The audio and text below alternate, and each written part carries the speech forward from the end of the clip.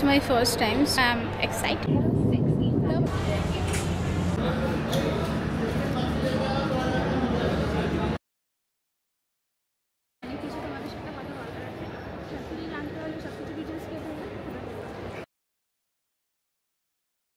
Good morning.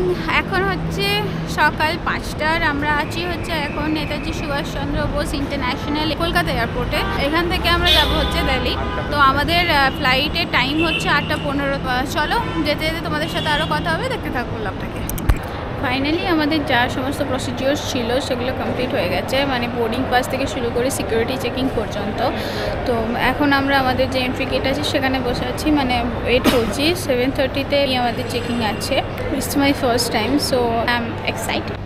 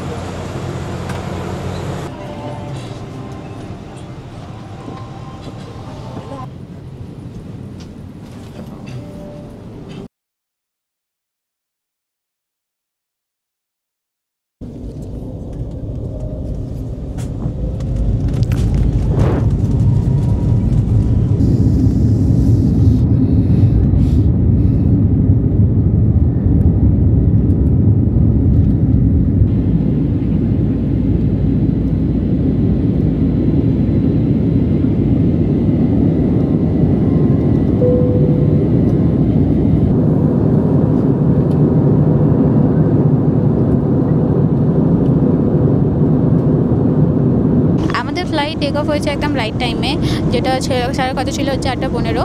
আর এখান থেকে আমাদের দিল্লি পৌঁছাবার কথা হচ্ছে 10:45। দেখা যাক, মেবি রাইট টাইমে ঢুকে যাবে। এটা বলার কোনো প্রয়োজন ছিল না, যদিও প্লেন সবসময় রাইট টাইমে যায়। যাই হোক, ফার্স্ট টাইম এক্সপিরিয়েন্স ভালো।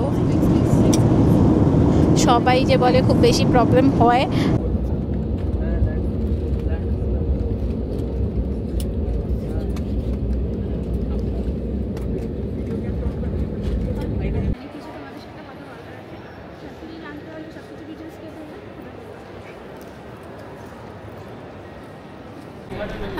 তো ফাইনালি আমরা এখন এসে গেছি হচ্ছে দিল্লির ইন্দিরা গান্ধী ইন্টারন্যাশনাল এয়ারপোর্টে।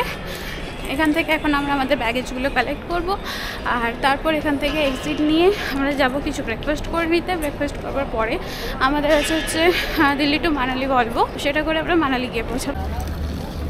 মেট্রো স্টেশন থেকে বেরোনোর পরে, মানে আমরা এয়ারপোর্ট থেকে সোজা এসেছিলাম মেট্রো স্টেশনে, সেখান থেকে মেট্রো ধরবার পরে আমরা এসেছি নিউ দিল্লিতে।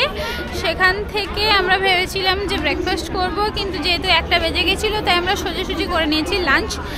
যাওয়া যাক, যেতে যেতে আর কথা হবে। আর কোথায় যাচ্ছি না যাচ্ছি সেটাও তো তোমাদের সাথে শেয়ার করছি। চলো দেখতে থাকো ব্লগটাকে।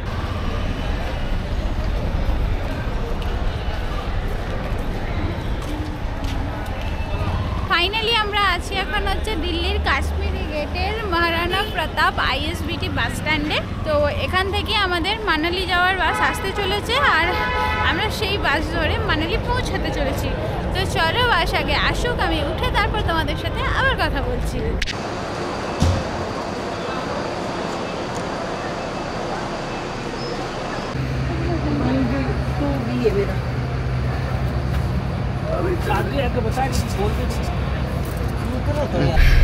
এখন ফাইনালি আমি আছি হচ্ছে বাসের মধ্যে। আমাদের বাস এসে গেছে, কিছুক্ষণ অপেক্ষা করার পরই।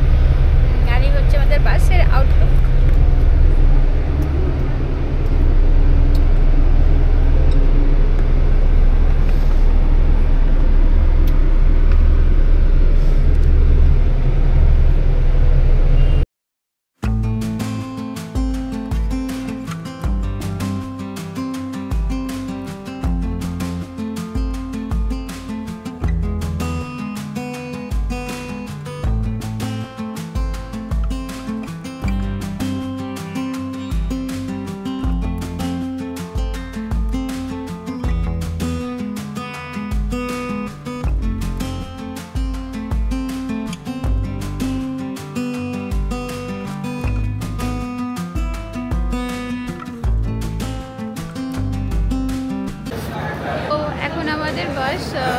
স্টল দিয়েছে, এখানে আমরা আমাদের ডিনার করে নেব।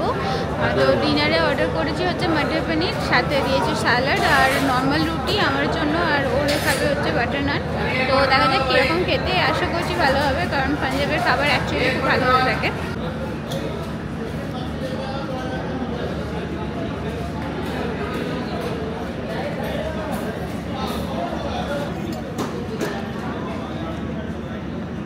অবশেষে দিল্লি থেকে এত ঘন্টার জার্নি করার পরে আমরা সোজাসুজি পৌঁছে গিয়েছিলাম মানালিতে প্রায় ভোর 5টার সময়।